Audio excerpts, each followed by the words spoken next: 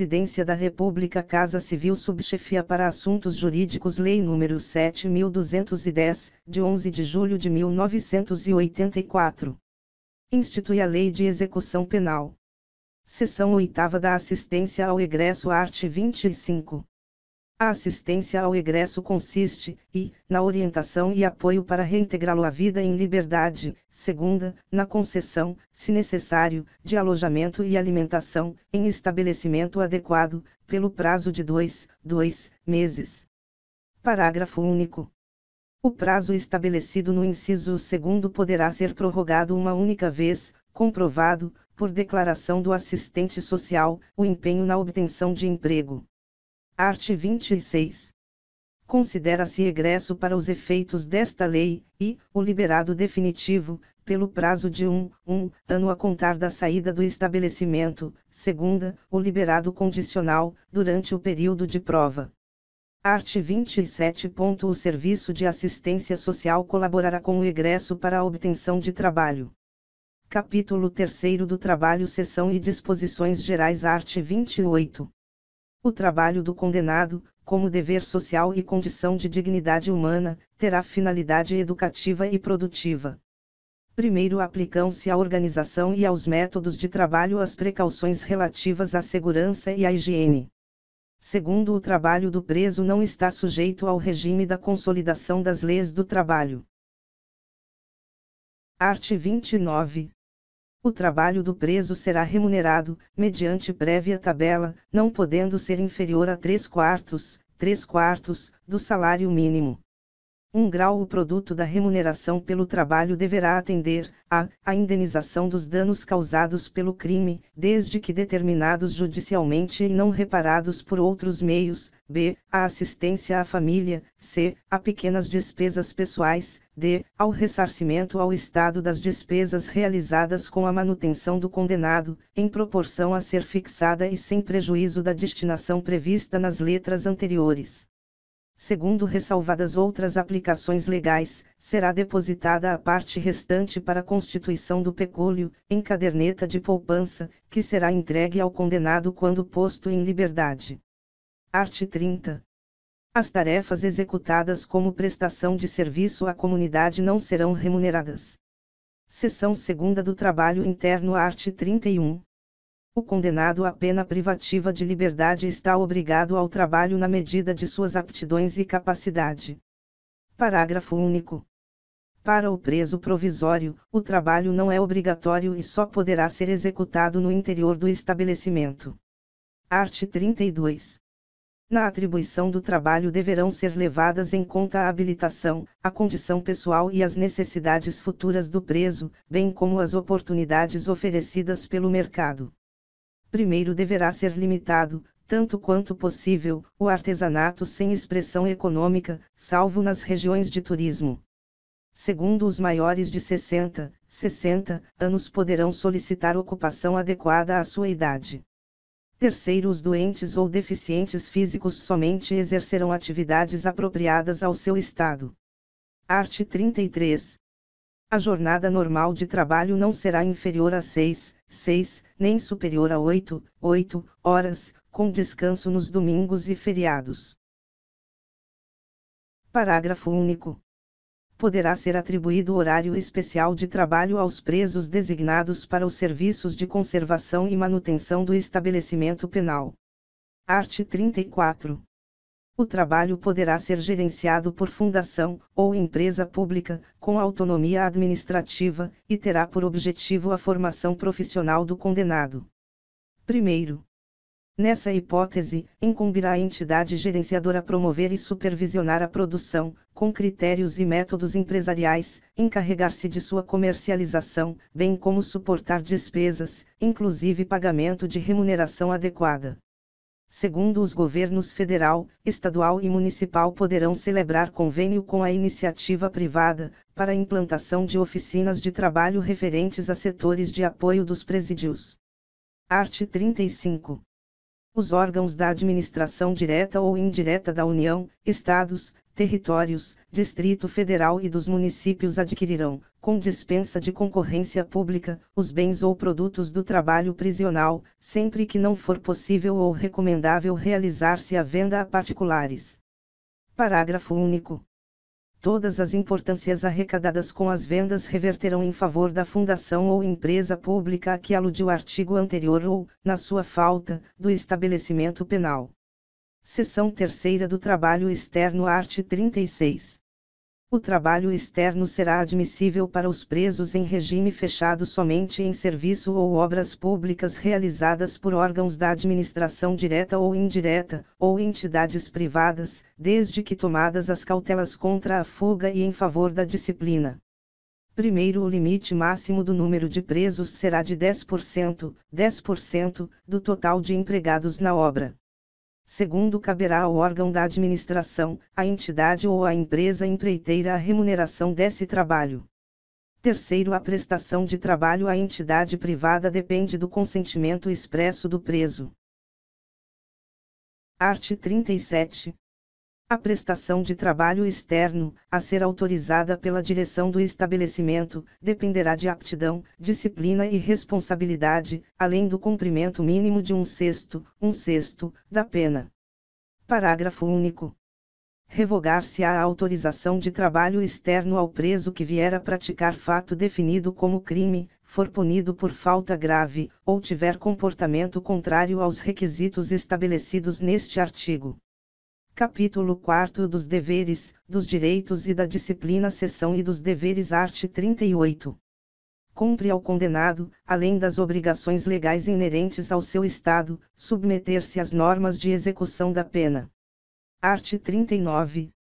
Constituem deveres do condenado, e, comportamento disciplinado e cumprimento fiel da sentença. Segunda, obediência ao servidor e respeito a qualquer pessoa com quem deva relacionar-se. Terceira, urbanidade e respeito no trato com os demais condenados. Quarta, conduta oposta aos movimentos individuais ou coletivos de fuga ou de subversão à ordem ou à disciplina. V. Execução do trabalho, das tarefas e das ordens recebidas. Sexta, submissão à sanção disciplinar imposta. Sétima, indenização à vítima ou aos seus sucessores. Oitava, indenização ao Estado, quando possível, das despesas realizadas com a sua manutenção, mediante desconto proporcional da remuneração do trabalho. Nona, higiene pessoal e asseio da cela ou alojamento. X. Conservação dos objetos de uso pessoal.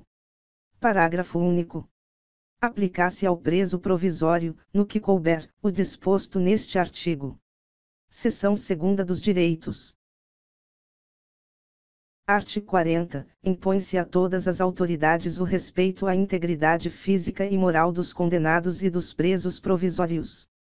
Art. 41. Constituem direitos do preso, e, alimentação suficiente e vestuário. Segunda, atribuição de trabalho e sua remuneração. Terceira, previdência social. Quarta, constituição de pecúlio. V. Proporcionalidade na distribuição do tempo para o trabalho, o descanso e a recreação. Sexta, exercício das atividades profissionais, intelectuais, artísticas e desportivas anteriores, desde que compatíveis com a execução da pena. Sétima, assistência material, à saúde, jurídica, educacional, social e religiosa. Oitava, proteção contra qualquer forma de sensacionalismo. Nona, entrevista pessoal e reservada com o advogado. X. Visita do cônjuge, da companheira, de parentes e amigos em dias determinados. 11. Chamamento nominal. 12. Igualdade de tratamento salvo quanto às exigências da individualização da pena. 13. Audiência especial com o diretor do estabelecimento.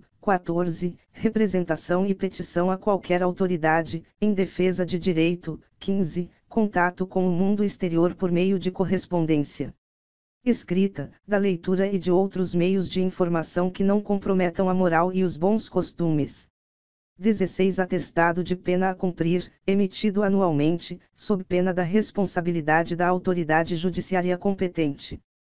Primeiro, os direitos previstos nos incisos V, X e 15 poderão ser suspensos ou restringidos mediante ato motivado do juiz da execução penal.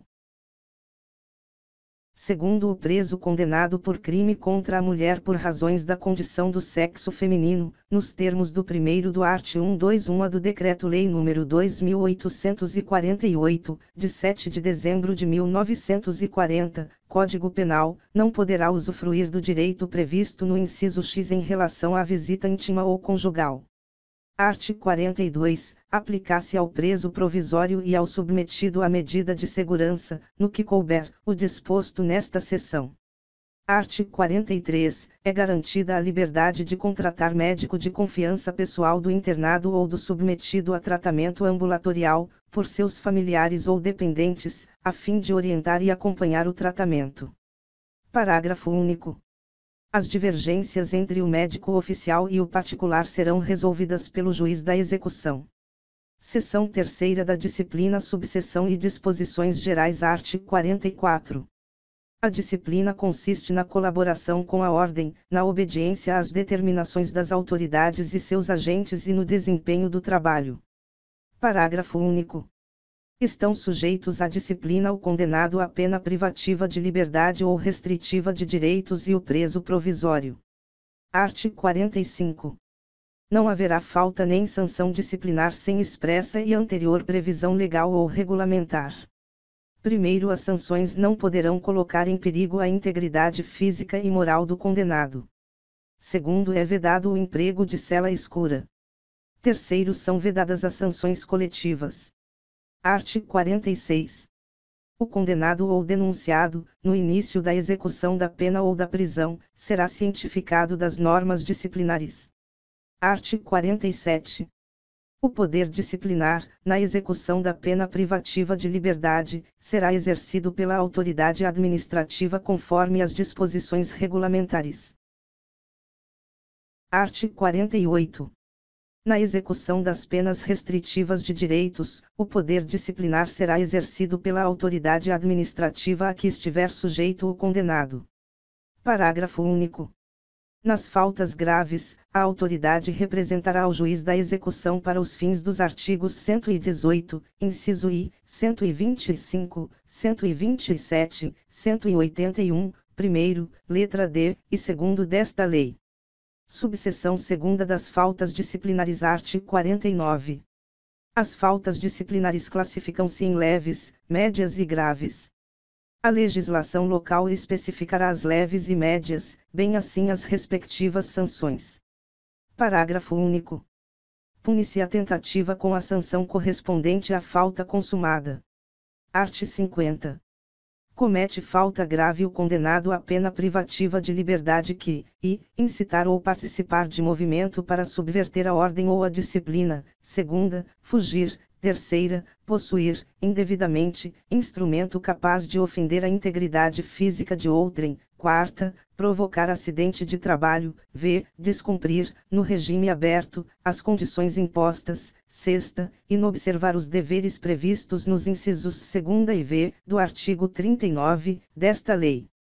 Sétima, tiver em sua posse, utilizar ou fornecer aparelho telefônico, de rádio ou similar, que permita a comunicação com outros presos ou com o ambiente externo. Oitava, recusar submeter-se ao procedimento de identificação do perfil genético. Parágrafo único. O disposto neste artigo aplica-se, no que couber, ao preso provisório. Art. 51. Comete falta grave o condenado à pena restritiva de direitos que descumprir, injustificadamente, a restrição imposta, segunda, retardar, injustificadamente, o cumprimento da obrigação imposta, terceira, inobservar os deveres previstos nos incisos 2ª e do artigo 39, desta lei. Art. 52. A prática de fato previsto como crime doloso constitui falta grave e, quando ocasionar subversão da ordem ou disciplina internas, sujeitará o preso provisório, ou condenado, nacional ou estrangeiro, sem prejuízo da sanção penal, ao regime disciplinar diferenciado, com as seguintes características, duração máxima de até 2 anos, sem prejuízo de repetição da sanção por nova falta grave de mesma espécie, segunda, recolhimento em cela individual, terceira, visitas quinzenais. De 2 pessoas por vez, a serem realizadas em instalações equipadas para impedir o contato físico e a passagem de objetos, por pessoa da família ou, no caso de terceiro, autorizado judicialmente, com duração de 2 horas. Quarta, direito do preso à saída da cela por 2 horas diárias para banho de sol, em grupos de até 4 presos, desde que não haja contato com presos do mesmo grupo criminoso. V. Entrevistas sempre monitoradas, exceto aquelas com seu defensor.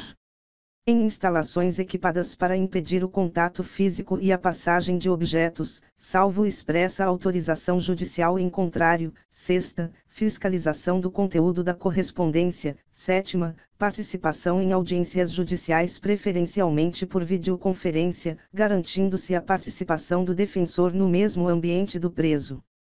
Primeiro, o regime disciplinar diferenciado também será aplicado aos presos provisórios ou condenados, nacionais ou estrangeiros, e, que apresentem alto risco para a ordem e a segurança do estabelecimento penal ou da sociedade. Segunda, sob os quais recaiam fundadas suspeitas de envolvimento ou participação, a qualquer título, em organização criminosa, associação criminosa ou milícia privada, independentemente da prática de falta grave. Segundo, revogado. Terceiro, existindo indícios de que o preso exerce liderança em organização criminosa, associação criminosa ou milícia privada, ou que tenha atuação criminosa em dois ou mais estados da Federação, o regime disciplinar diferenciado será obrigatoriamente cumprido em estabelecimento prisional federal. Quarto, na hipótese dos parágrafos anteriores, o regime disciplinar diferenciado poderá ser prorrogado sucessivamente, por períodos de um ano, existindo indícios de que o preso, continua apresentando alto risco para a ordem e a segurança do estabelecimento penal de origem ou da sociedade. Segunda, mantém os vínculos com organização criminosa, associação criminosa ou milícia privada, considerados também o perfil criminal e a função desempenhada por ele no grupo criminoso. A operação duradoura do grupo, a superveniência de novos processos criminais e os resultados do tratamento penitenciário. Quinto, na hipótese prevista no terceiro deste artigo, o regime disciplinar diferenciado deverá contar com alta segurança interna e externa, principalmente no que diz respeito à necessidade de se evitar contato do preso com membros de sua organização criminosa, associação criminosa ou milícia privada, ou de grupos rivais. Sexto, a visita de que trata o inciso terceiro do caput deste artigo será gravada em sistema de áudio ou de áudio e vídeo e, com autorização judicial, fiscalizada por agente penitenciário. Sétimo, após os primeiros seis meses de regime disciplinar diferenciado, o preso que não receber a visita de que trata o inciso terceiro do caput deste artigo poderá, após prévio agendamento, ter contato telefônico, que será gravado, com uma pessoa da família, duas vezes por mês e por 10 minutos.